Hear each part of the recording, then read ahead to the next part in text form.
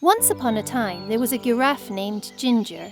Ginger lived in Kenya, a country in Africa. Like all giraffes, Ginger had a long neck and long legs.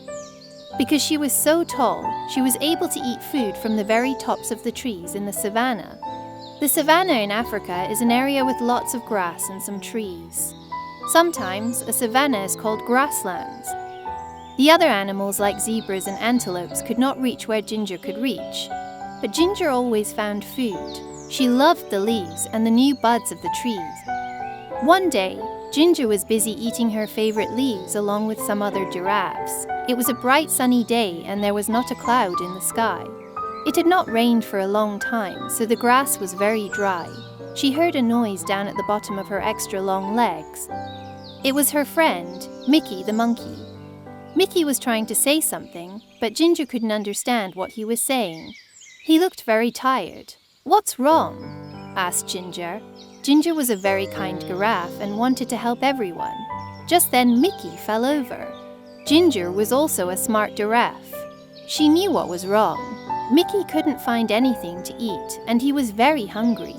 Ginger nibbled some fresh tender leaves and buds from the top of the tree where she was eating. She dropped some of the leaves and buds to the ground near where Mickey was. Then she nudged him a little with the hoof at the bottom of one of her very long legs. "Wake up, Mickey," said Ginger.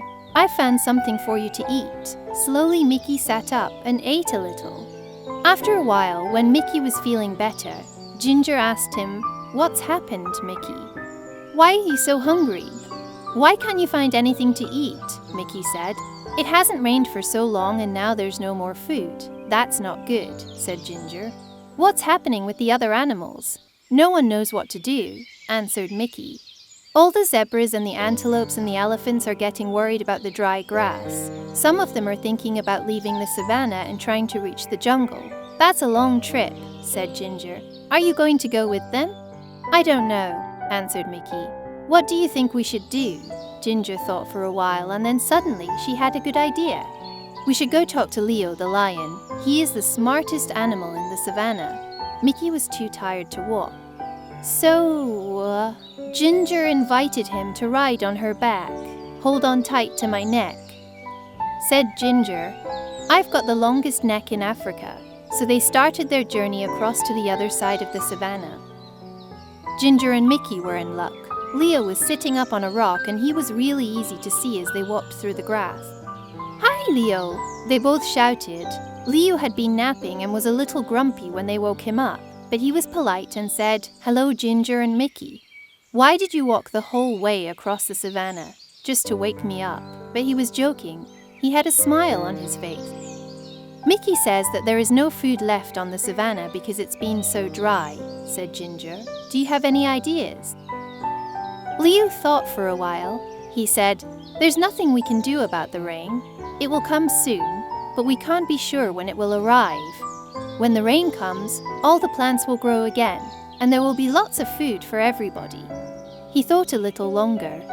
"The only thing I can think of is for everyone to move closer to the forest," he continued. "There will be more things to eat there, but I know it's a long trip and it will not be very easy. It might take days to get there." Ginger and Mickey looked at each other and then looked back at Leo. "Thank you, Leo," said Ginger. "It's probably best if they all try to get closer to the jungle." They said goodbye and then walked back across the savannah. Now they needed to gather all of the animals together to start the long journey. Ginger didn't need to go along because she had plenty of food in her high trees. But she was a good friend and wanted to help as much as she could. They walked towards her favorite trees and guess what she and Mickey saw? All of the animals were already gathered there and waiting for Ginger and Mickey. "Why are you all here?" asked Ginger. "Eddie, the eagle told us that you're taking us to the edge of the jungle," said one of the zebras. "How did he know?" asked Mickey. "He heard you talking with Leo," said one of the antelopes. "So you've all decided to try to walk together to the jungle?" asked Ginger. "Yes," they all answered. "If you'll help us to get there," added one of the elephants. "Of course I'll help," said Ginger. "I'm your friend."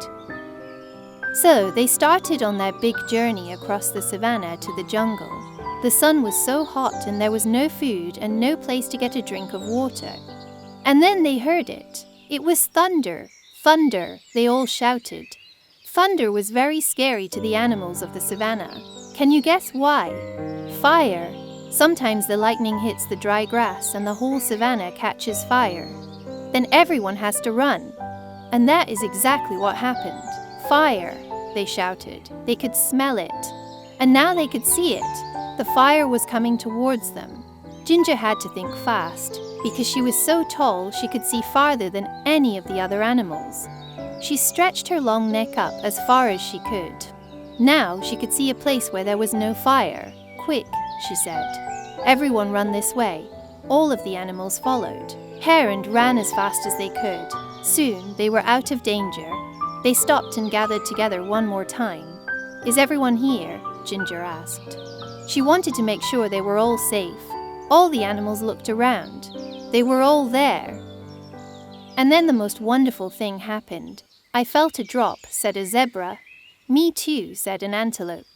It was rain. Finally, everyone was very happy. It started to rain a little more and then a little more. The rain put out the fire so they didn't have to run. And the rain filled their watering holes and made the plants grow again, so they didn't have to make that long trip to the edge of the jungle. Everyone would soon have enough food and water, so Ginger, the giraffe, went back to her favorite tree and continued to munch on the leaves and buds.